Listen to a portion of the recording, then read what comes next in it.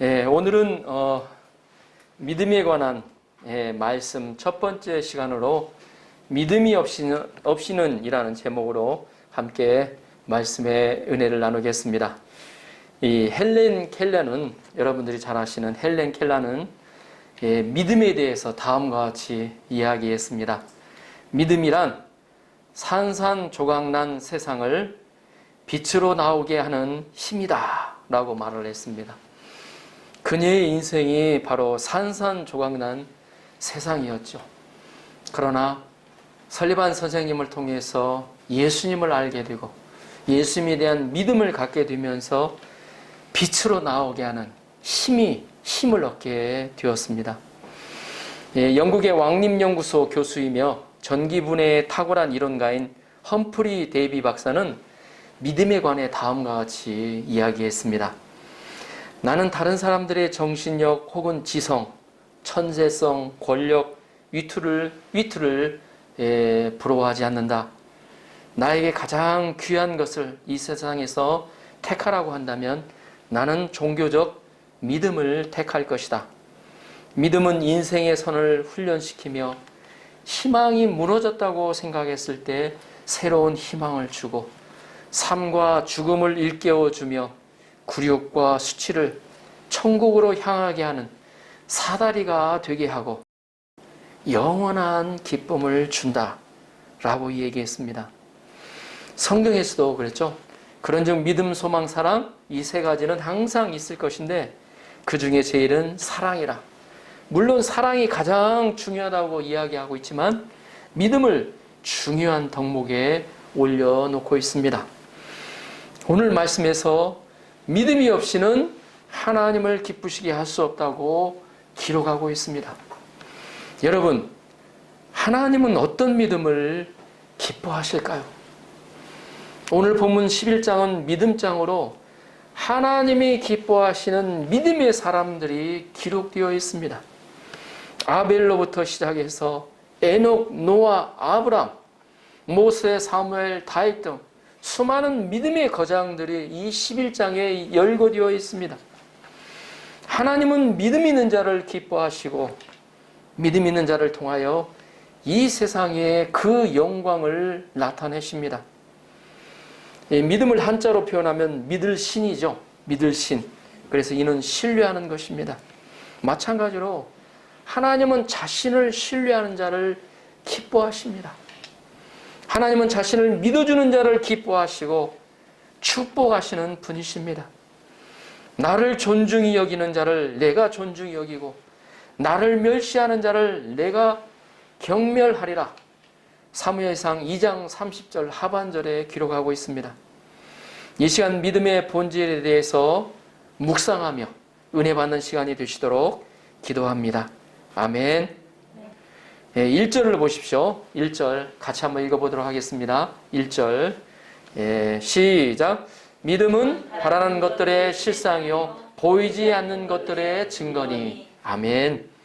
믿음은 바라는 것들의 실상이라고 합니다. 여기서 실상은 실체입니다. substance, 실체, 사실을 말합니다. 믿음은 바라는 것의 실체, 사실이라는 것입니다. 한 가지 질문을 드립니다. 여러분은 무엇을 바라고 있습니까? 어떻게 되어지기를 소망하고 있습니까? 여기서 바라는 것은 나의 욕심에 기초한 소원이 아니라는 것입니다. 믿음은 바라는 것들의 실상이라고 했죠. 바라는 것은 내 욕심에 기초한 내 원하는 소원이 아니라는 거예요. 무엇이냐면 바라는 것은 하나님이 나에게 바라는 것, 나에게 원하시는 거예요. 그래서 우리는 이렇게 자신에게 질문을 던져 보아야 합니다. 또 하나님께 기도할 때 이 질문을 하나님께 던져 보아야 합니다. 하나님은 나에게 무엇을 바라고 있습니까? 하나님은 나에게 어떻게 되어지기를 소망하고 있으십니까? 바라는 것은 하나님이 허락하신 미래이며 믿음은 바로 그 미래에 될 실체를 믿는 것입니다. 아브라함은 하나님의 말씀대로 열국의 아비가 되어질 것을 믿었습니다. 베드로는 예수님의 말씀대로 교회의 반석이 될 것을 믿고 살았습니다. 땅의 모든 족속이 그로 인하여 복을 받을 것을 믿으며 살았습니다. 아멘. 이 땅에 사는 사람들이 나로 인해서 잘 되고 축복을 받는다고 한번 생각해 보십시오. 얼마나 기분이 좋을까요? 하루하루 사는 기분이 그 미래를 생각하며 하루하루를 살아가는 것입니다. 젊은 사람들은 30대, 40대를 생각하며 오늘을 사는 것입니다.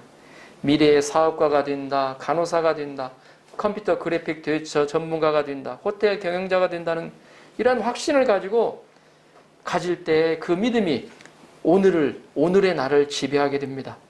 그런 확신을 가진 사람은 지금 내가 무엇을 하고 무엇을 준비해야 하는가를 생각하게 됩니다.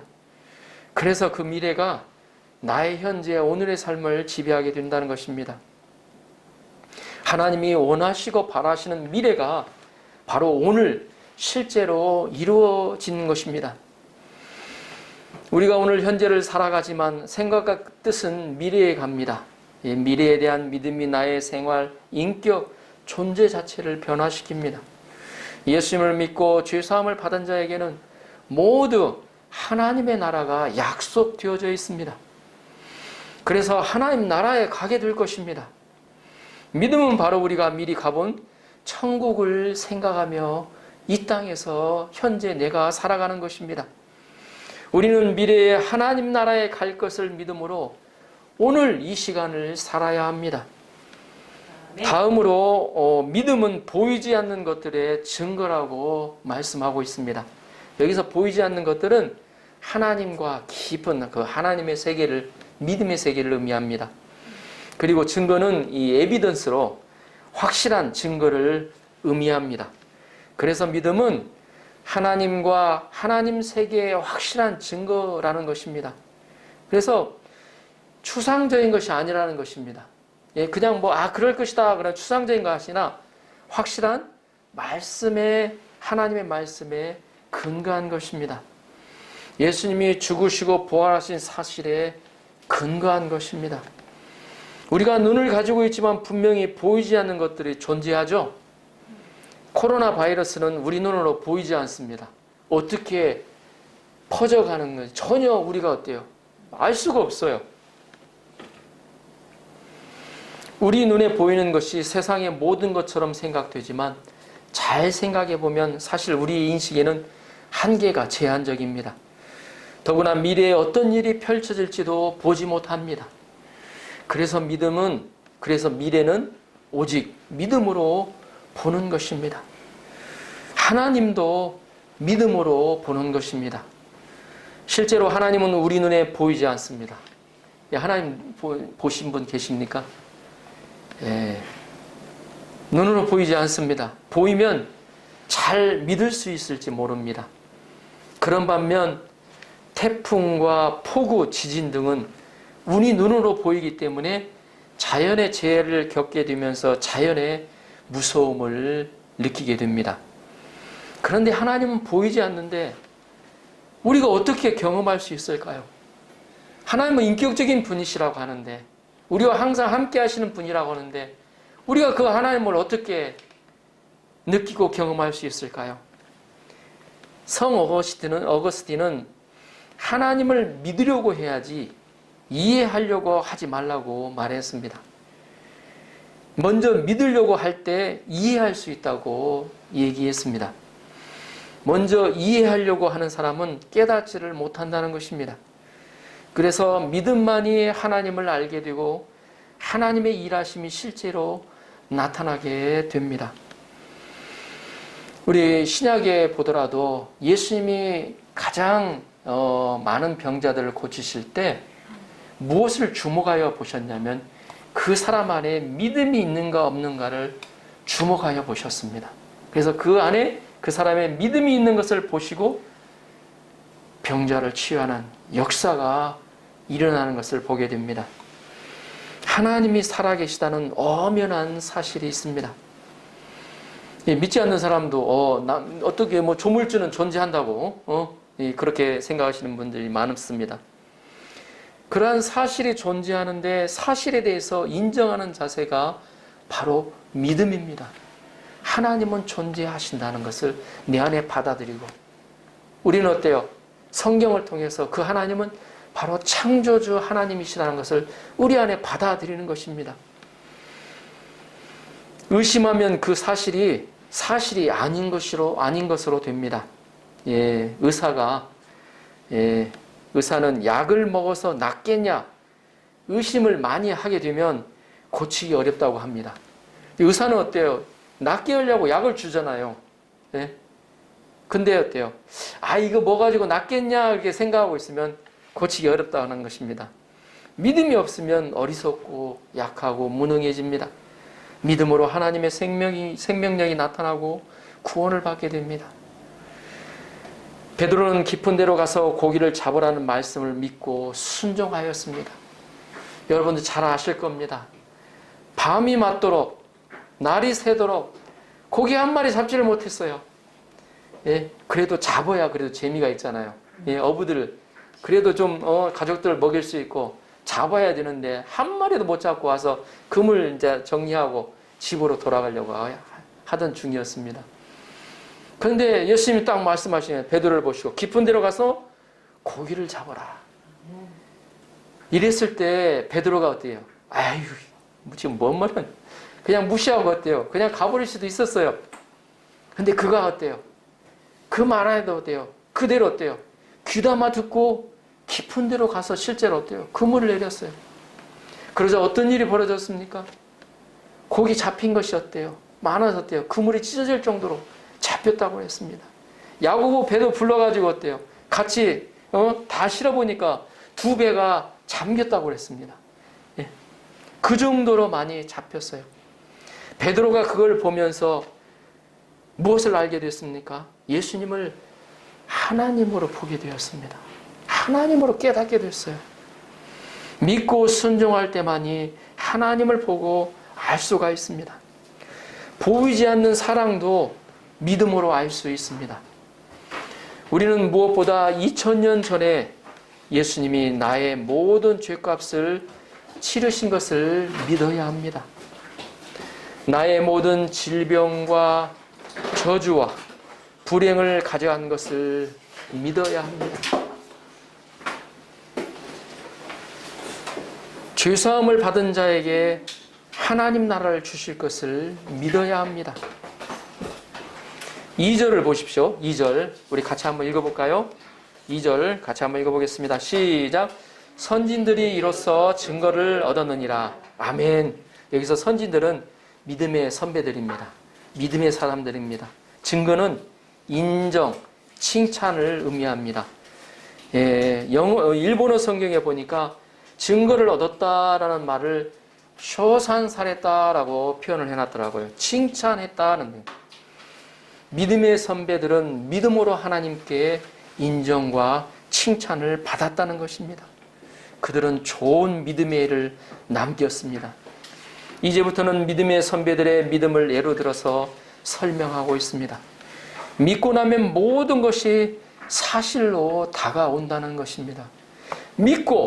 믿었을 때 실제로 하나님의 나에게 주신 말씀들이 실제로 그 말씀대로 성취되어진다는 것을 깨닫게 된다는 것입니다. 믿음의 조상들이 다 그렇게 살았습니다.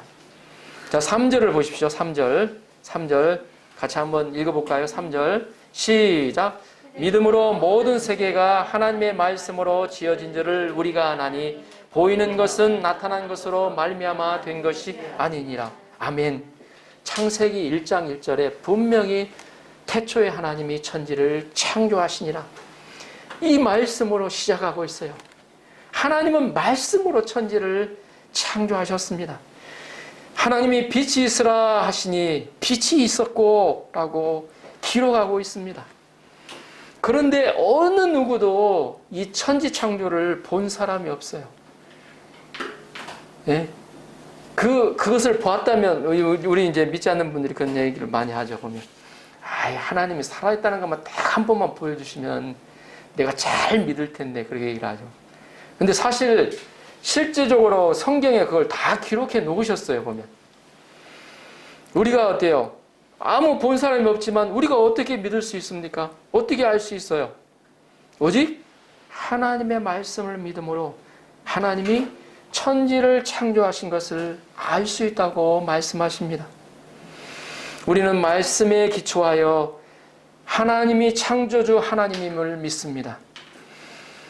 말씀에 기초하여 전능하신 하나님을 믿습니다. 말씀에 기초하여 인생과 역사의 주관자 하나님을 믿습니다. 말씀에 기초하여 제자들에게 약속하신 세상 끝날까지 항상 너희와 함께하리라 하신 그 하나님을 우리가 믿고 있습니다. 우리는 모든 것이 하나님께로서 나서 하나님의 말씀대로 되고 하나님께로 돌아간다는 것을 믿습니다. 우리는 그냥 모든 것을 믿는 것이 아니에요. 하나님의 말씀인 성경에 기초하여 하나님의 천지창조를 믿음으로 받아들이는 것입니다. 우리가 보이는 것은 나타난 것으로 된 것이 아닙니다. 보이지 않는 하나님의 말씀에 믿음을 가질 때 보이는 것으로 나타나게 됩니다. 우리는 하나님의 말씀을 절대적으로 그래서 신뢰해야 합니다. 왜냐하면 하나님의 말씀은 어느 것 하나 성취된 것이 없기 때문이 있는 그대로 다 성취되었기 때문입니다. 아멘입니까? 아멘. 4절에서는 첫 것을 드리는 아벨의 믿음이 나타나 있습니다. 4절을 보십시오. 믿음으로 아벨은 가인보다 더 나은 제사를 하나님께 드림으로 의로운 자라 하시는 증거를 얻었으니 하나님이 그 예물에 대하여 증언하심이라. 그가 죽었으나 그 믿음으로써 조금도 말하느니라. 아벨은 하나님께 어때요? 나은 제사, 예배를 드림으로 인해서 의로운 자라고 칭찬을 받으셨어요. 칭찬을 받았어요. 이 창세기에 보면 아벨은 양의 첫 새끼를 드렸다고 나옵니다. 그는 가장 귀한 것을 드렸습니다. 자신이 가진 것 중에서 구별하여 가장 소중한 것을 하나님께 드렸어요. 자기 생명의 주인이신 하나님께 가장 어때요? 나의 생명의 주인이신 하나님께 드렸다는 것입니다. 요즘에는 11조 드리는 거, 헌금 드리는 것도 믿음이 없으면 드리지 못합니다. 왜냐하면 여러 가지 생각들이 많이 있어요. 보면. 근데 보면 이 아벨의 이 내용을 보면 예수님도 그러셨거든요. 예수님도 예수님 당시 때도 종교 지도자들이 어떤 사람들이 있었냐면 그래서 종교 지도자들을 꾸짖으셨는데 그 이유를 보면 어떠냐면 우리가 예물을 드릴 때 양을 어때요? 드리거나 드릴 때 제사를 드릴 때 하나님은 어때요?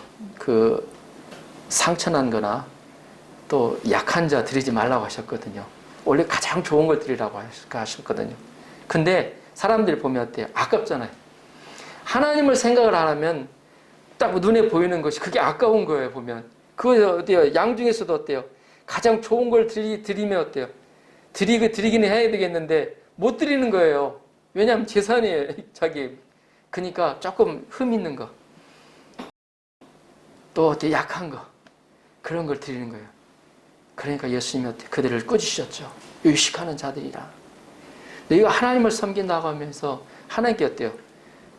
귀한 것을 드리지 않고 그런 걸 드린다고 예수님이 어때요? 꾸짖으시죠. 자신이 가진 것 중에서 구별하여 가장 소중한 것을 아벨은 드렸어요. 그래서 예배할 때, 기도할 때 가장 소중한 것을 드리는 믿음이 있어야 합니다. 하나님은 우리가 드린 믿음의 제사를 받으십니다. 5절을 보십시오. 5절 같이 한번 읽어볼까요? 5절 시작. 믿음으로 에녹은 죽음을 보지 않고 옮겨졌으니 하나님이 그를 옮기심으로 다시 보이지 아니하였느니라. 그는 옮겨지기 전에 하나님을 기쁘시게 하는 자라는 증거를 받았느니라. 아멘. 에녹은 하나님으로부터 약속들을 그렇게 많이 받지 않았다고 합니다. 그의 믿음은 하나님을 기쁘시게 하였습니다. 세상은 죄로 어두워갔지만 그는 그러한 비도덕적인 문화 속에서도 불구하고 그는 하나님과 동행하였습니다. 무려 365년 동안 하나님과 동행하였다고 성경은 기록하고 있습니다. 자, 하나님과 동행하는 것은 무엇을 의미할까요? 바로 하나님이 원하시는 것은 오케이 하고 실천하면서 하나님이 원치 아니하는 것에는 노하며 거부하면서 살았다는 것입니다. 세상에서 따돌림과 무시와 왕따를 당하더라도 분명히 하나님이 기뻐하시는 것을 선택하면서 살았다는 것입니다. 우리가 하나님의 말씀을 따라서 살게 되면 자연스럽게 하나님과 동행하게 됩니다. 저는 그 구약 말씀들을 이렇게 좀 믿음의 사람들을 묵상하면서 그때는 하나님이 좀 잘 돌봐주시고 또 하나님이 가깝게 하셔가지고 믿음을 잘 지켰는가, 믿음대로 살았는가 그렇게 생각을 했었습니다. 그런데 다시 보니까 그렇지 않았어요. 보면 오히려 이 시대하고 별바는 다를 것이 없었어요. 대부분의 사람들이 하나님을 믿지 않았고 그랬잖아요. 노아의 시대도 그랬잖아요. 그 위에 이제 보면 노아의 시대도 대부분의 사람들이 노아의 방주를 지으면서도 100년 동안 지으면서 멸망이 온다 하더라도 다 어떻게 했습니까? 놀고 마시고 장가가고 시집가고 다 그랬잖아요. 하나님을 경외하지를 않았어요. 그런 세상에서 에녹이 하나님과 동행했다는 것은 놀라운 것이에요. 하나님은 믿음으로 사는 자 다수를와 함께 하시지 않으시고 믿음으로 사는 자 정말 하나님 앞에서 하나님이 원하시는 것을 따라 살면서 사는 그 소수를 주목하여 보시고 축복하신다는 겁니다. 우리가 매일 첫 시간을 말씀으로 큐티를 하고 그 말씀 앞에서 자신을 돌아보고 주님, 오늘 주님이 원하시는 대로 살게 도와주십시오. 기도하면서 나아가면서 살아갈 때 그것이 바로 하나님과 동행하는 것입니다. 물론 부족한 부분도 많죠. 또 금방 큐티하고 또 금방 잊어버리는 경우도 많이 있습니다. 그러나 하나님 보시는 건 어떤 모습을 볼까요? 부족하지만 하나님 앞에서 그렇게 살려고 몸부림치는 거. 하나님, 내가 부족하지만 금방 또 잊어버리고 그러지만 다시 와서 또 그 하나님 원하시는 대로 살려고 하는 그 모습을 기뻐 보지 않으시겠습니까? 에녹은 세상 속에서 살았지만 하나님을 보는 듯이 믿음으로 살았습니다. 그런 에녹을 하나님은 어떻게 하셨습니까? 에녹은 하나님과 동행하니 죽음을 맛보지 아니하고 하나님이 불러갔습니다. 그는 처음으로 휴거하는 애를 남겼습니다. 악한 세상에 살면서도 하나님이 원하시는 이웃을 사랑하는 걸 마음을 어때요? 사랑을 실천하면서 착하고 진실하게 생활한 에녹을 하나님은 어떻게 축복하셨냐면 하늘로 데려가셨는데 노아 홍수 이전에 데려가셨어요. 6절을 보십시오. 6절 같이 한번 읽어볼까요? 6절 시작. 믿음이 없이는 하나님을 기쁘시게 하지 못하나니 하나님께 나아가는 자는 반드시 그가 계신 것과 또한 그가 자기를 찾는 자들에게 상 주시는 이심을 믿어야 할지니라. 아멘. 믿음이 없이는 하나님을 기쁘시게 하지 못하나니 가정법으로 되어 있습니다. 문법적으로 믿음이 있어야 하나님을 기쁘시게 할 수 있다는 것입니다. 영어 성경에 보면 믿음이 없이는 하나님을 기쁘시게 하는 것이 불가능하다고 표현을 해놨습니다. impossible이라는 단어를 사용해 놓았습니다. 믿음이 있어야 하나님을 기쁘시게 할 수 있다는 것입니다. 우리 인생의 목적은 하나님을 기쁘시게 하는 데 있습니다. 하나님을 기쁘시게 해야 내게 기쁨이 있고 하나님을 기쁘시게 해야 우리가 사람답게 살 수가 있습니다. 나를 기쁘시게, 매사에 나를 기쁘시게 한번 해보십시오. 예, 저희들은 본성적으로 자기를 기쁘게 하게 돼 있어요. 그런데 거기에 어때요? 브레이크를 걸고 매사에 어때요? 하나님이 무엇을 기뻐하시지? 하나님 기뻐하시는 것을 선택하며 사는 거예요. 그럴 때 어떤 내 안에 간증들이 생기는가 한번 경험해 보시길 바랍니다. 사람들은 이것을 깨닫지 못합니다. 그래서 우리가 어려서부터 우리 육기궁도 있지만 젊어서부터 하나님을 믿고 하나님을 기쁘시게 하면서 사는 것이 중요합니다. 어렸을 때부터 하나님을 예비하고 그런 환경 가운데 사는 것이 얼마나 소중한 것인지 모릅니다. 그러면 하나님이 기뻐하시는 믿음은 무엇입니까? 어떤 믿음을 가질 때 하나님이 기뻐하실까요? 첫째, 우리는 눈에 보이는 하나님이 지금도 살아계신다는 것을 믿는 것입니다. 지금도 이 예배 가운데 살아계셔서 우리와 함께 하시고 나와 함께 앉아 계신다는 것을 믿는 것을 하나님이 기뻐하신다는 겁니다. 하나님께 나아가는 자는 반드시 그가 계신 것을 믿어야 할지니라. 나의 현재 문제 가운데, 나의 고통스러운 그 문제 가운데도 함께 하시는 하나님을 믿음으로 우리가 바라봐야 됩니다. 성경에는 하나님이 천지를 창조하셨으며 그 하나님은 지금도 살아 계시다는 것을 기록하고 있습니다. 성경에 기록되어 있는 하나님은 지금도 살아 계셔서 역사하고 계신다는 것을 믿고 신뢰하는 것입니다. 성경에서 말씀하고 있는 전능하신 하나님, 사랑하신 하나님을 믿는 겁니다. 정확하고 완전하게 모든 것을 어때요? 다스리시는 하나님을 믿는 것입니다. 예수님도 말씀하셨습니다. 하나님을 믿으니 또 나를 믿으라고 말씀하셨어요. 이 믿음의 반대는 의심이죠. 이 의심받는 것처럼 괴롭고 고통스러운 것이 없습니다. 이 부부 사이에도 의심을 하면 거의 남남에 가깝습니다. 우리는 어떤 절망적이고 고통스러운 상황에서도 하나님의 사랑을 믿음으로 소망을 가져야 합니다. 하나님이 나를 얼마나 사랑하셨는가. 특히 이 시대 가운데 가장 안타까운 것들이 젊은이들 가운데 벌써 공황장애가 오고 조언증으로 우울증으로 괴로워하는 사람들이 너무 많이 늘어나 있다는 겁니다. 내가 왜 이 세상에 태어났는지 모릅니다. 내가 얼마나 존귀한 자인가를 몰라요. 근데 성경은 어떻게 되어 있습니까? 하나님이 세상을 사랑하사 얼마나 사랑하셨으면 자기 어때요? 사랑하는 독생자까지도 희생하시냐 이 말이에요. 그걸 강조하고 있는 겁니다. 그거 나와 상관없는 것이야. 생각하면 아무것도 안 되죠. 보면. 그러나 그 사실을 어때요? 분명히 성경에서는 그렇게 기록하고 있기 때문에 그 사실을 인정하고 받아들일 때 하나님이 나를 얼마나 존귀하게 여기는가 자존감을 가지게 됩니다. 제2차 세계대전 때 히틀러가 이스라엘 사람들을 많이 박해했습니다. 홀로코스트를 기억하실 것입니다. 요즘 우크라이나에 러시아 내오는 학살이라는 말이 나오죠. 대량 학살로서 홀로코스트라는 말이 나옵니다. 유대인 600만 명을 죽였다고 합니다. 정확히는 578만 명인가 그렇게 기록되어 있는 것 같은데 600만 명이 가깝습니다. 근데 유대인뿐만 아니라 다른 사람까지 합치면 600만 명이 더 넘는다고 합니다. 그것도 가스실에 넣어서 참혹하게 죽였습니다. 그들이 갇혀 있었던 아우슈비츠 수용소에 그 캄캄한 벽에 돌 조각으로 써놓은 낙서가 발견되었다고 합니다. 거기에는 다음과 같은 글이 써져 있었습니다. 어떤 글이 써져 있었을까요?